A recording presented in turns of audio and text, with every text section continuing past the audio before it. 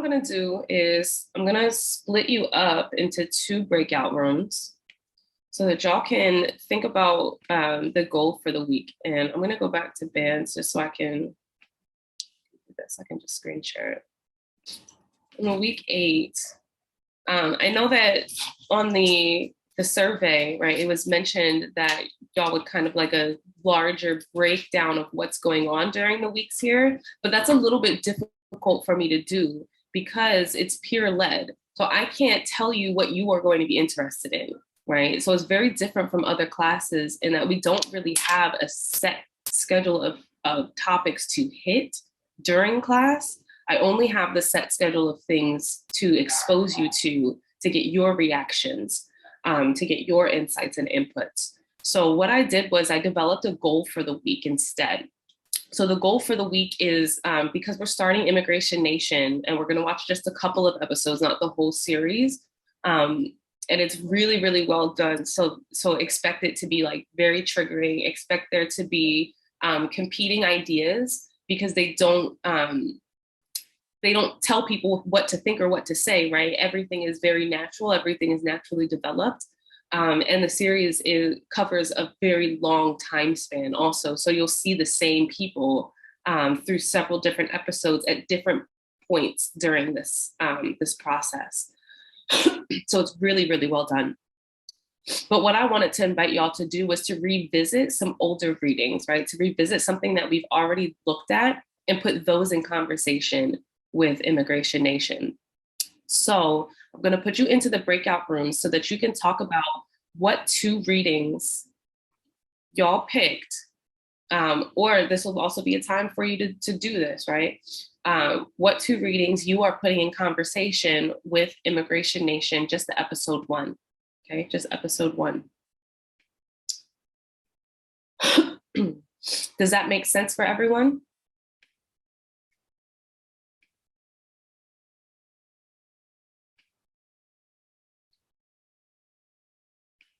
I can't see anything, so I need somebody to tell me if that makes sense. I got it. Okay, great. Just want to make sure.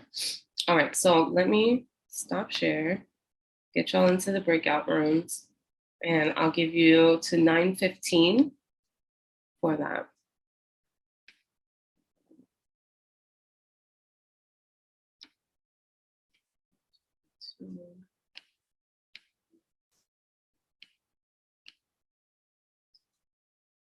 Okay. All right, they should be open for y'all to join.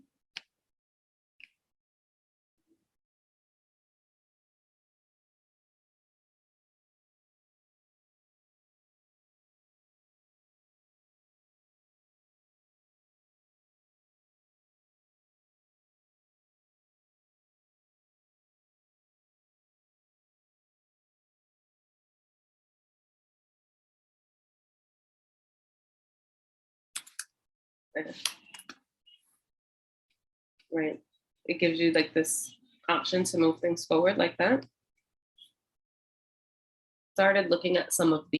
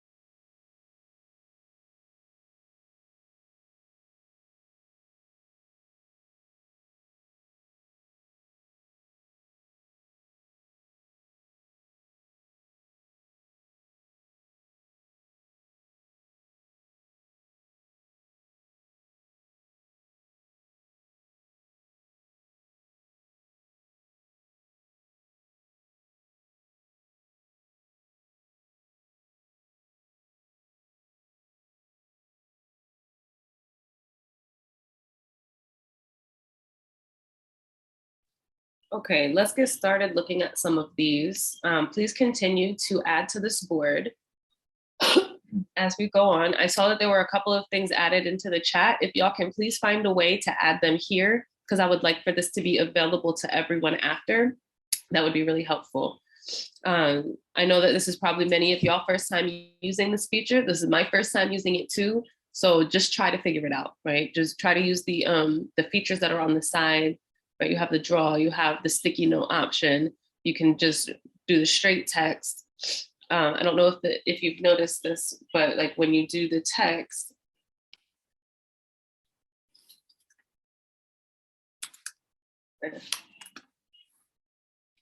right? It gives you like this option to move things forward like that. So that's a cool feature.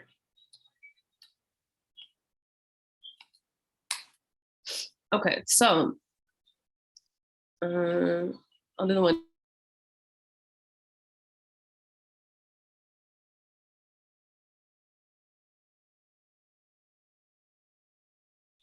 Sorry, I was just making sure I was still recording.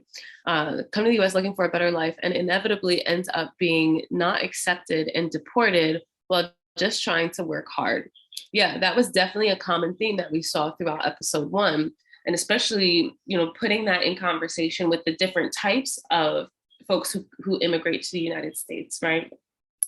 How folks from Central and South America are lumped together into this very criminalized type of idea of who immigrants are, right? And the primary folks who were, committing most of the crimes were not folks who were coming from Central and South America, right? And at least not the ones that they were showing in the documentary. I think the biggest one was the child pornography case that they had for the folks who, I don't remember what country they came from, but they immigrated from a European country. But they still had like a bagel shop, right? They still had their business. They were still able to operate for as long as they, much longer than someone from Central and South America would have been given that opportunity, right? If they were charged with child pornography. So if we look at that in conversation with the Yellow Peril and Model Minority article, like in Yellow Peril, where Asian and Asian Americans try their hardest to fit in and practice similar ideas or have similar life goals, they never get the chance to really fit in with the white Americans they try to fit in with. This is just like many of the migrants and how they are never fully accepted. Yeah, very much so. Let's see if y'all can go a little bit deeper into this one, right? I want to see a little bit more of a connection here. What specifically makes it like that, right? Give me an example. Give me an example of the migrant experience here, the immigrant experience here, right? And the immigrant experience here. That's how you make these connections strong. Let's look up at this one here. So again, you have all this board. You can move this board around, right? There's so much space here. Don't feel like this is what you're limited to. You're not limited to this. Okay, get those thoughts down on this board for me. Okay, something that caught my eye in the Netflix show Immigration Nation was how there are two types of agents that prosecute their job. I saw how there are multiple types of thinking towards what they're doing, but both coincide with the ideology, some more racist than others. Coincide with what ideology? Be specific about what you mean here. Because this doesn't just mean like an idea, right? An ideology is like a full-on thought process, right? So what is the thought process that you're talking about? What is the central ideas that folks are working with?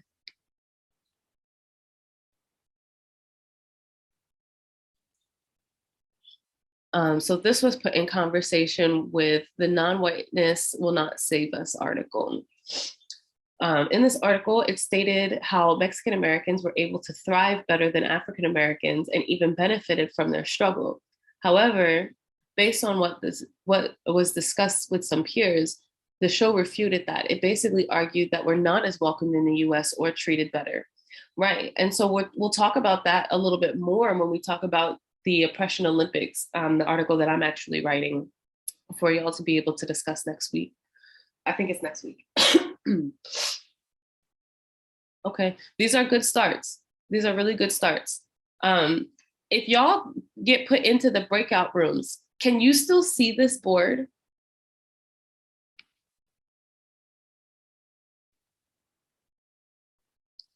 I feel like everyone should be able to see it, but let's try this. I'm going to try putting y'all back into your breakout rooms. I just copied the link for the board. Let's see if you can use this board together to figure out how to get the rest of these thoughts down and expand on these ideas, because these are really good starts.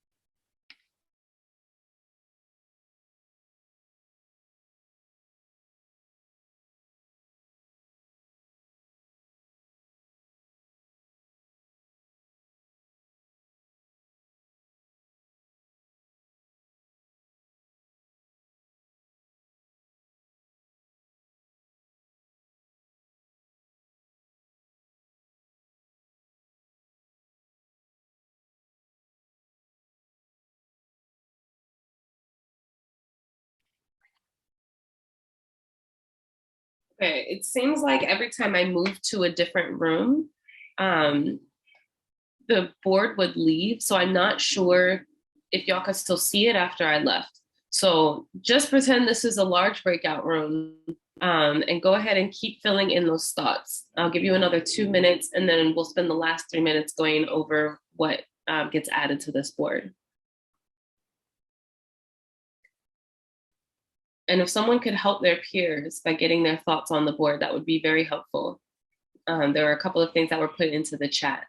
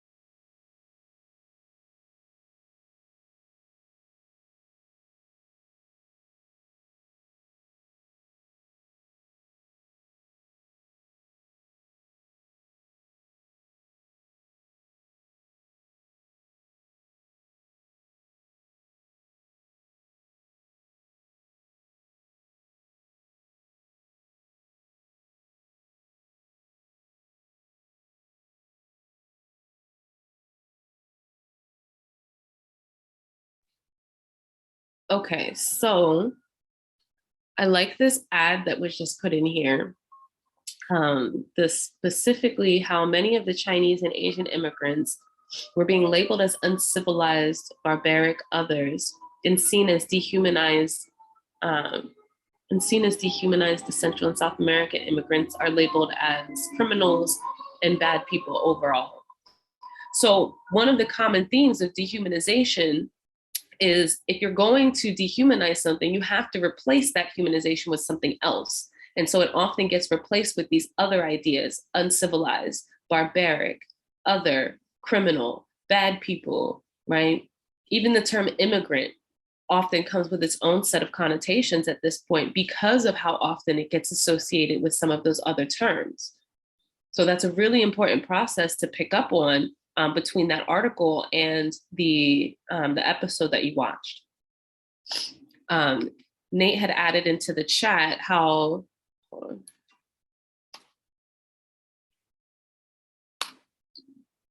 Both discuss how the ideal immigrant assimilates into this country, checking their own language, customs, and culture at the door.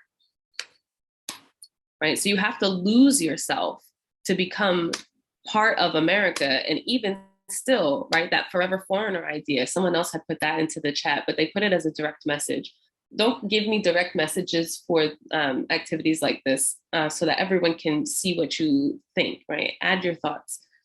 But the idea of a forever foreigner, right? That no matter how hard you try and how hard you try to live in American society and try to fit in, they're still being put aside because they aren't American, right? Eric put that into the chat.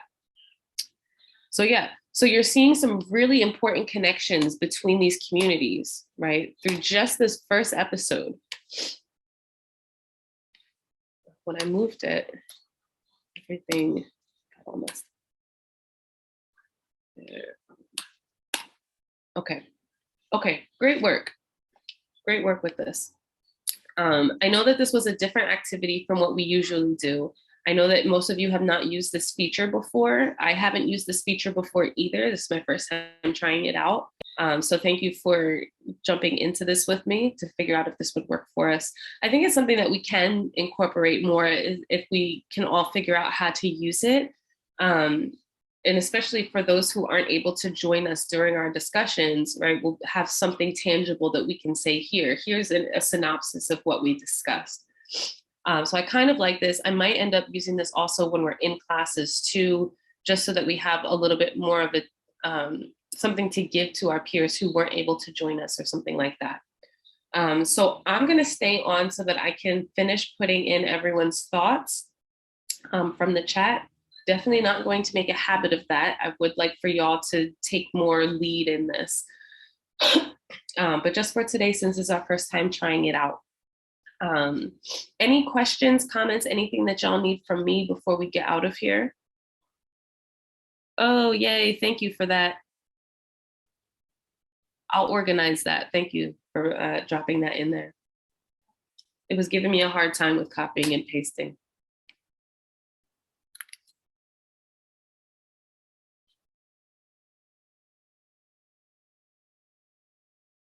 All right. So if y'all don't need anything from me, you're more than welcome to go ahead and leave. I will finish putting this out, but I hope that you can see where we're going with this, right? Making those connections so that we can really understand that oppression looks the same everywhere, right? It just might come with a different, right, a different style to it. So by understanding that, we can better work together as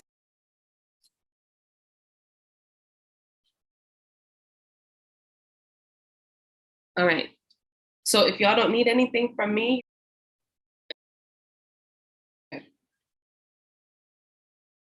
any questions, comments, anything that y'all need from me before we get out of here? Oh, yay, thank you for that. I'll organize that. Thank you for dropping that in there.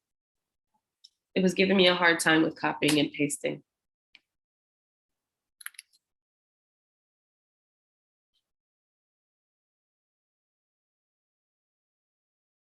All right.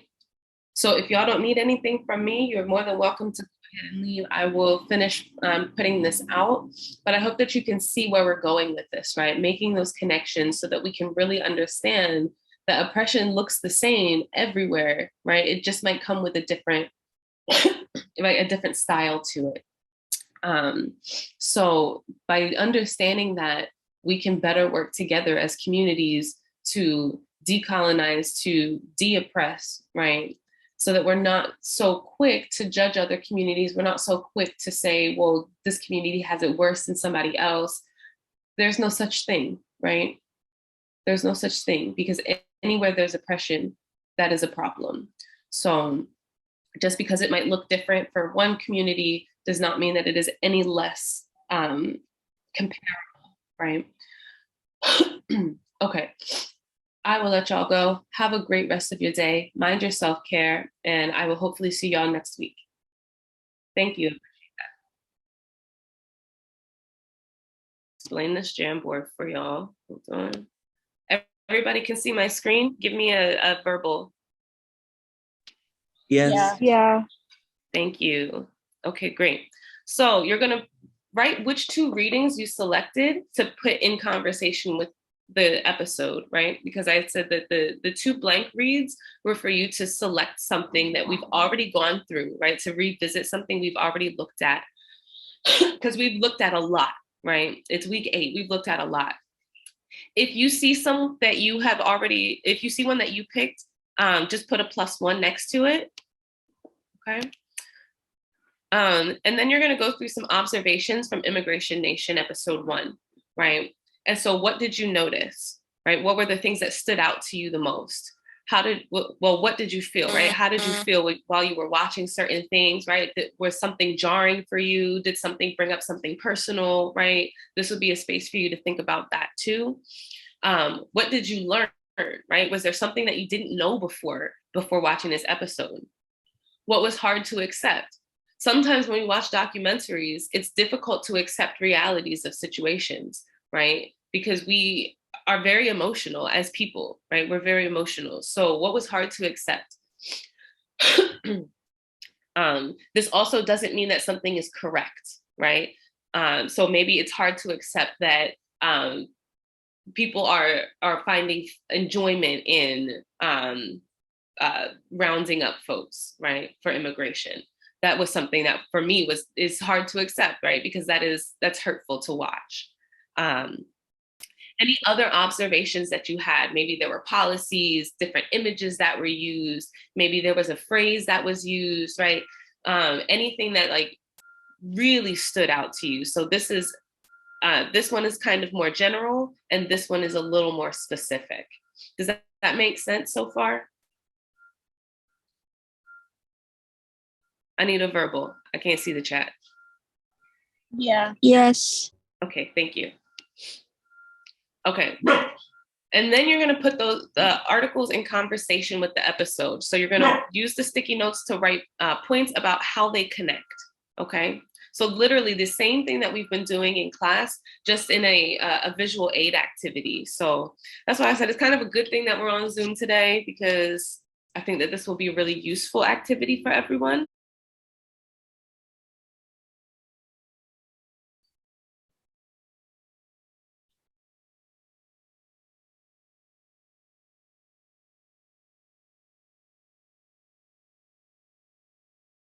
Right, I noticed the ice workers.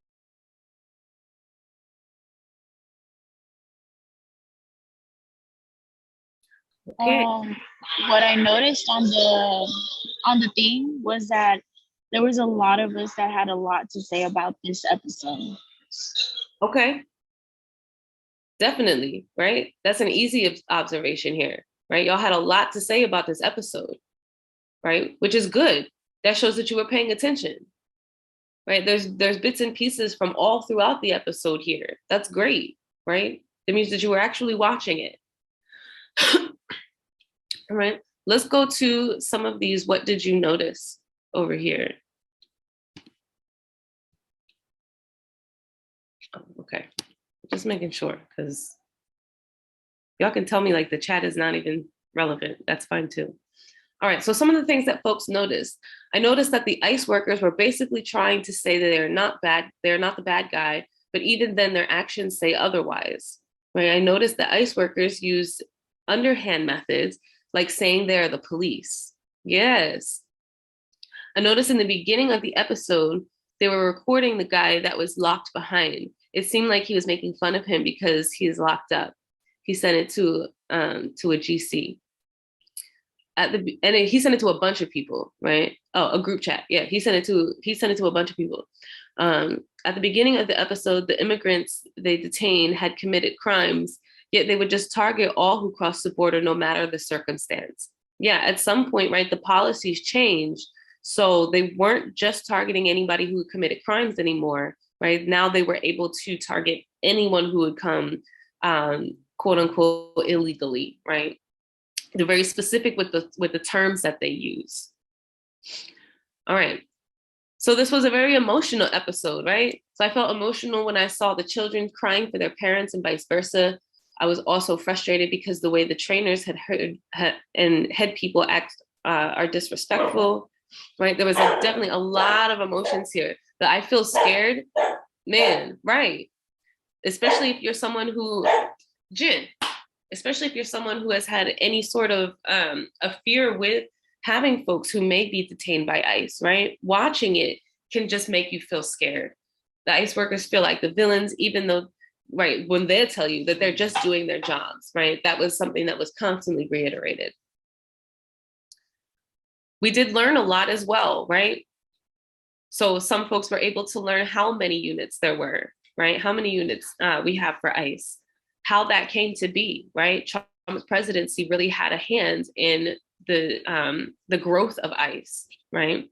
I learned that ICE is unorganized, as are most government agencies. So that shouldn't come as a surprise, but you know what? Sometimes it really does. Sometimes we have to see it to really see how unorganized things actually are.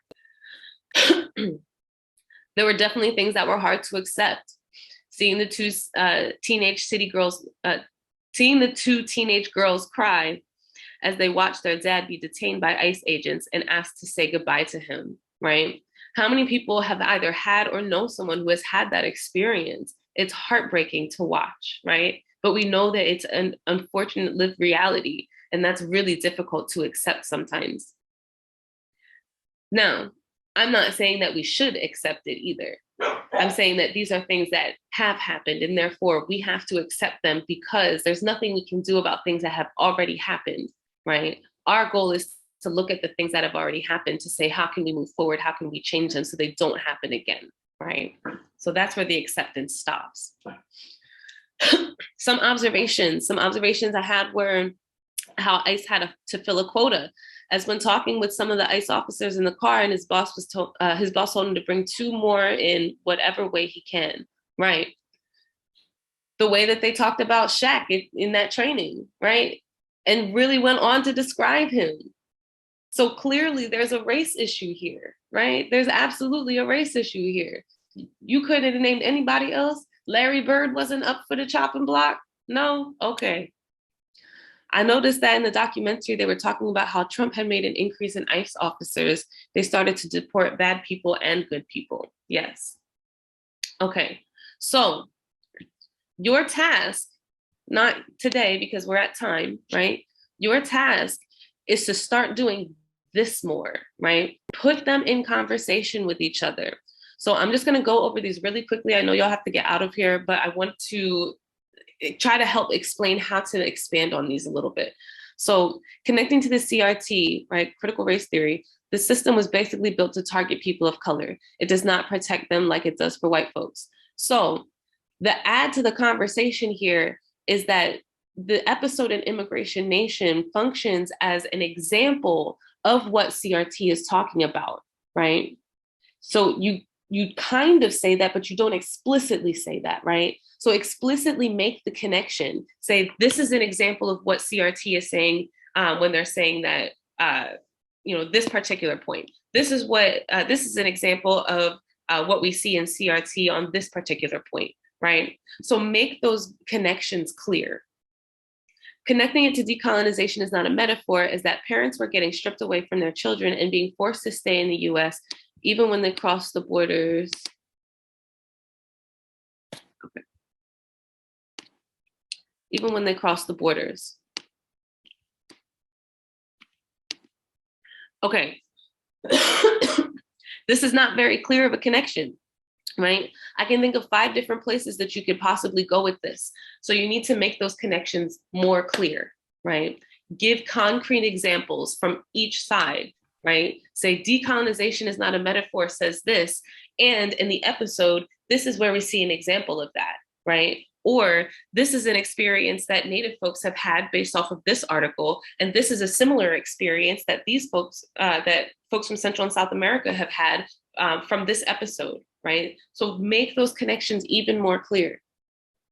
Decolonization is not a metaphor. The natives were exploited by Americans using their sovereign land status to take land. The ICE agents exploit by lack of knowledge and warrant. This is it, right? This is what an example of what you're trying to do, right? put them in direct connection with each other, put them in conversation with each other, right? And then from here, you expand out, right? Where else do you see this, right? What other implications can you draw from this, right? What other types of ideas and experiences might you be able to add just to strengthen this connection here, right? That's what the papers do. This connects by showing the issues the US government or people in high power do horrible things to people like Native Americans and immigrants, right? This is very, very basic. Yes, get off of the surface, right? Give concrete examples. What do you mean by this, right? Don't just give fluff.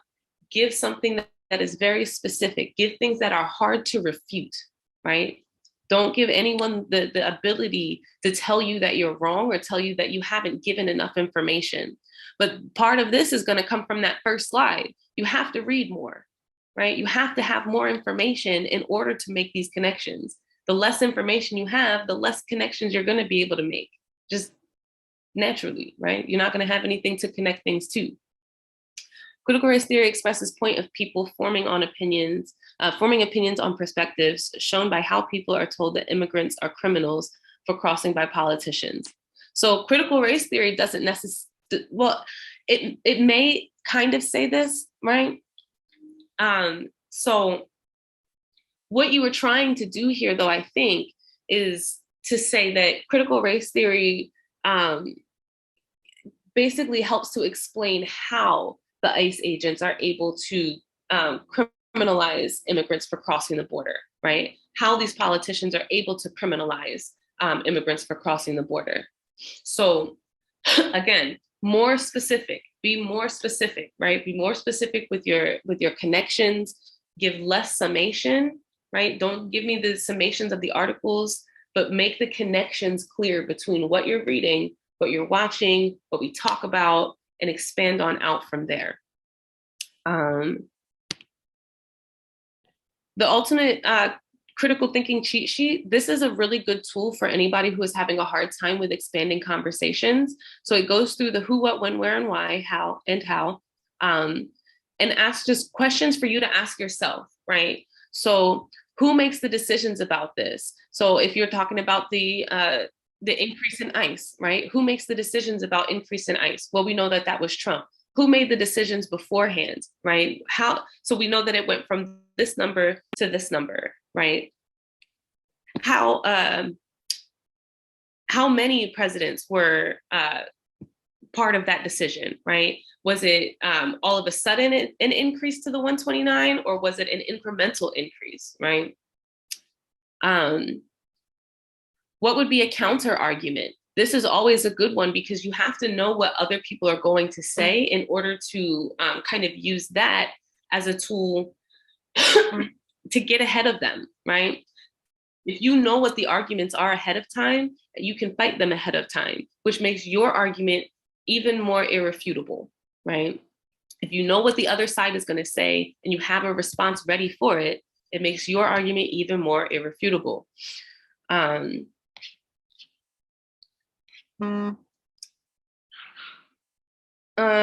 are the areas for improvement, right? When is this acceptable and unacceptable, and so on and so forth. So this is it's a really good tool for y'all to be able to use to continue to learn how to expand on dialogues. I'll drop this on band for y'all as well. But I hope that this was helpful. I hope that this was a useful class for y'all. Anything that you need from me, any comments, questions, concerns? Very helpful. Okay, good. Yeah, you don't have to ask me for permission. You can get out of here anytime. I was only staying on just to try to explain this a little bit further for anybody who had the time to hear it.